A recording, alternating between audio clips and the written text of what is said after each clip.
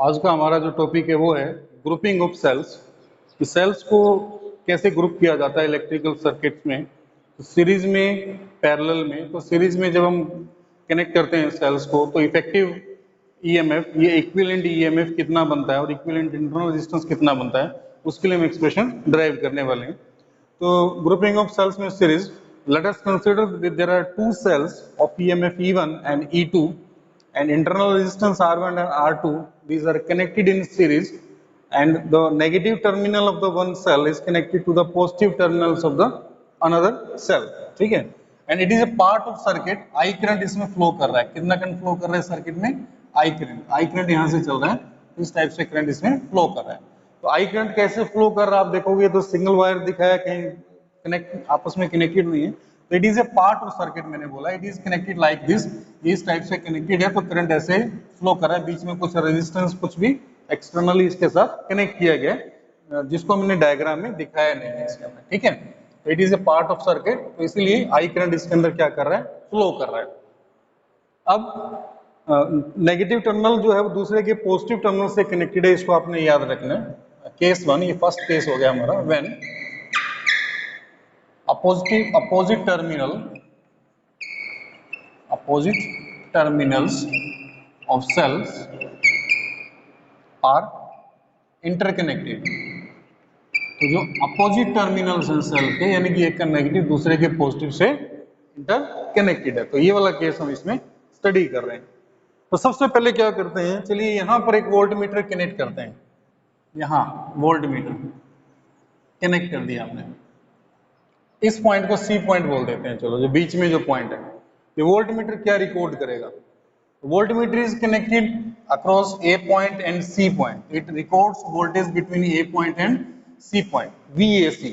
तो कितना voltage record करेगा ये? VAC, voltage across A point and C point. तो VAC that is VA minus VC, ये वोल्टेज रिकॉर्ड करेगा। और ये सेल के अक्रॉस भी कनेक्टेड है वोल्ट मीटर, यानी कि सेल के दोनों टर्मिनल्स के अक्रॉस हमें क्या बता रहा है? Terminal voltage. टर्मिनल वोल्टेज क्यों बता रहा है? क्योंकि सर्किट क्लोज्ड है, और क्लोज्ड सर्किट में हमेशा क्या नोट होता है? सेल के अक्रॉस टर्मिनल वोल्टेज, ईएमएफ नहीं होता है। तो टर्मिनल वोल्टेज क्या होता है? It is always slightly less than EMF of the cell by a factor I into small r, where small r is the internal resistance। ठीक है, तो जब हम इसके लिए लिखेंगे तो हमारे पास ये एक्सप्रेशन आ जाएगा E1 minus I current flow कर रहा है, एंड स्मॉल r1, ये इसका इंटरनल रेजिस्टेंस था, small r1। Is that clear और नो? तो ये जो टर्मिनल वोल्टेज था वो आपके पास आ गया इस सेल के अक्रॉस, जिसको हमने VAC या VA माइनस VC लिखा है, like this. Similarly A volt meter is connected here. अगर हम इसी वोल्ट मीटर को यहाँ पे कनेक्ट कर दें अब, तो ये किससे कनेक्ट हो गया? C पॉइंट से और B पॉइंट से। It records voltage between C point and B point, voltage between C point and B point, that is VCB, that is VC minus VB। तो इसको ये रिकॉर्ड करने वाला है। और ये क्या हो जाएगा आपके पास? क्योंकि ये भी सर्किट इसके लिए क्लोज्ड है और ये सेल भी डिस्चार्ज हो रहा है, दोनों सेम डायरेक्शन में करंट फ्लो करवा रहे थे, इसके पॉजिटिव से इसके पॉजिटिव से, तो इसलिए दोनों डिस्चार्जिंग के ऊपर है। तो यहाँ भी इसके अक्रॉस जो टर्मिनल वोल्टेज आएगा उसको हम कैसे लिखेंगे? E2 minus I into R2। Is that clear और नॉट? तो टर्मिनल वोल्टेज के लिए एक्सप्रेशन हम पहले ही पढ़ चुके हैं कि टर्मिनल वोल्टेज जो होता है it is slightly less than the EMF of the cell I into small r। तो यहाँ पर स्मॉल r क्या होता है? Internal resistance. तो वहीं से मैंने ये दोनों एक्सप्रेशंस लिख लिए हैं। इज दैट क्लियर और नॉट? अब इनको अगर हम ऐड कर दें फर्स्ट और सेकंड इक्वेशन को, what we will get? Add first and second equation. इनको ऐड करेंगे, देखिए VC या इधर पॉजिटिव है, यहाँ पे नेगेटिव, इससे क्या हो जाएगा? Cancel. We will get VA positive and minus VB। ठीक है, लेफ्ट हैंड साइड में ये मिला, राइट हैंड साइड में इनको ऐड करना है आपने। You will get E1 plus E2 and minus में R1 plus R2। Is that clear और नॉट? मल्टीप्लाई, और ये I जो था कॉमन आया था, तो I भी के साथ इसको मल्टीप्लाई होगा, तो माइनस में I into R1 plus R2। तो ये एक्सप्रेशन आपके पास आ गया इसमें VA माइनस VB के लिए, जिसको हम लिख लेते हैं, नोट कर लेते हैं यहाँ पे। It is equation number 3. Is that clear और नॉट? चलिए अब सपोज कर लेते हैं, मान लेते हैं, late E EQ it will be equivalent EMF of cells. ये cells की equivalent EMF है, ठीक है.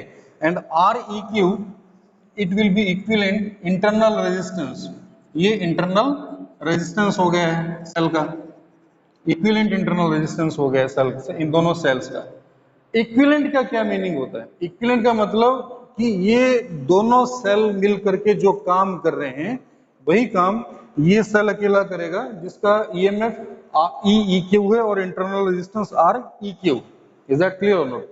दोनों मिलकर के क्या काम कर रहे हैं ये देखना पड़ेगा.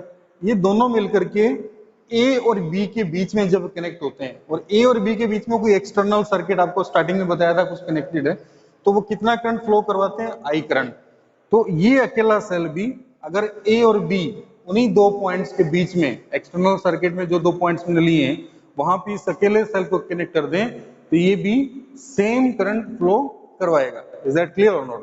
तो इक्विवेलेंट का मीनिंग ये हो गया कि जो ये दोनों सेल मिलकर के कर रहे थे वो ये अकेला करेगा. इसका मतलब ए और बी के साथ, ये पॉइंट ए था और ये पॉइंट अगर बी था, तो वहां पे अगर हम ए और बी में ये अकेला सेल कनेक्ट कर दें जिसका इक्विवेलेंट ईएमएफ EQ है ये बी पॉइंट के साथ, और इंटरनल रेजिस्टेंस इसका कितना है?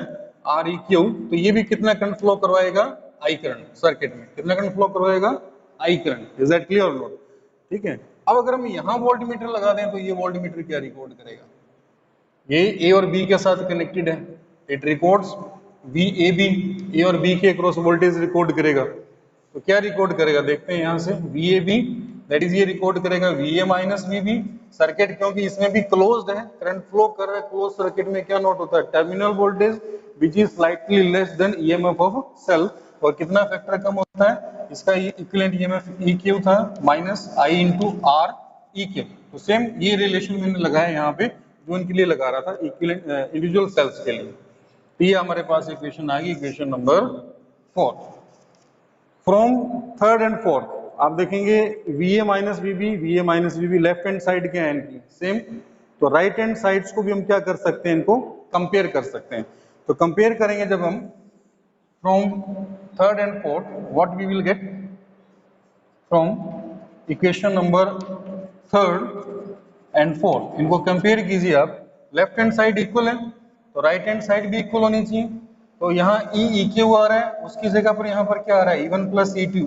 तो EQ की वैल्यू क्या आ गई? E1 plus E2. यानी कि ये इक्विवेलेंट EMF हो गया जब दो सेल्स को सीरीज में कनेक्ट करें और इंटरकनेक्टेड हो उनके अपोजिट टर्मिनल्स. और I, यहाँ भी I, और फिर I के बाद यहाँ REQ, और यहाँ REQ की जगह क्या आ रहा है? R1 plus R2. तो this implies R1 plus R2 जो है वो किसके इक्वल आ रहा है? R इक्विवेलेंट के, यानी कि इक्विवेलेंट इंटरनल रेजिस्टेंस के. Is that clear? तो यहां से हमने क्या कंक्लूड किया कि when two cells are connected in series, और केस ये है कि अपोजिट टर्मिनल्स अगर इंटरकनेक्टेड हो तो इफेक्टिव ईएमएफ, सिंपल सी बात है, इफेक्टिव ईएमएफ इक्विवेलेंट ईएमएफ कितनी हो जाएगी? E1 plus A2. दोनों की ईएमएफ को ऐड कर देना, इफेक्टिव ईएमएफ आ गई आपके पास. और इफेक्टिव इंटरनल रेजिस्टेंस कितना होगा? वो R1 प्लस R2 हो जाएगा. सिंपल सी बात ये है इसके अंदर जो हमने कंक्लूड किया इसके अंदर. तो हमने क्या कंक्लूड किया यहाँ पे कि इफेक्टिव ईएमएफ सीरीज में कितना आ जाएगा? जो कंक्लूजन है हमारी वो ये है, if opposite terminals are interconnected in series combination of cells, तो इफेक्टिव ईएमएफ किसका इक्वल होता है? E1 plus E2. इफेक्टिव बोल दो या इक्विवेलेंट बोल दो, एक ही बात है, इफेक्टिव या फिर इक्विवेलेंट. और इफेक्टिव इंटरनल रेजिस्टेंस कितना हो जाएगा? Effective internal resistance it will be R1 plus R2. ये केस आपके पास बन जाएगा when two cells are connected in series और अपोजिट टर्मिनल्स उनके इंटरकनेक्टेड हो. अगर सिमिलर टर्मिनल्स इंटरकनेक्टेड हो तो केस क्या हो जाएगा? ठीक है, केस 2 लेते हैं हम लोग। तो सेकंड केस में क्या करने वाले हैं कि ये जो सेल हमने कनेक्ट किया था तो यहाँ पर, तो इस सेल के टर्मिनल चेंज कर देते हैं, यहाँ नेगेटिव टर्मिनल, यहाँ पर positive terminal. Is that clear और नॉट? अब क्या होगा, अब जैसे करंट यही फ्लो कर रहा है करंट, तो इसके पॉजिटिव टर्मिनल से करंट इमर्ज हो रहा है, लेकिन इसके पॉजिटिव से इमर्ज नहीं हो रहा बल्कि एंटर कर रहा है। इसका मीनिंग क्या हुआ? इसका मीनिंग ये सेल डिस्चार्जिंग पर है और ये सेल किस पे है? चार्जिंग के ऊपर। ये सेल किस पे हो जाएगा? चार्जिंग के ऊपर। तो उसी टाइप से अब जब आप एक्सप्रेशन ड्राइव करेंगे तो इफेक्टिव ईएमएफ अब इस केस में क्या बन जाएगी उसको आप देख सकते हैं।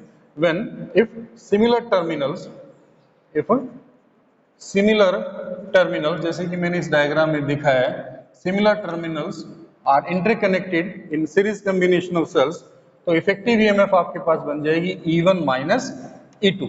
इज दैट क्लियर और नॉट? E1 माइनस E2 ऐसे आप याद रख सकते हैं, ड्राइव करना चाहे आप ड्राइव करके देख सकते हैं।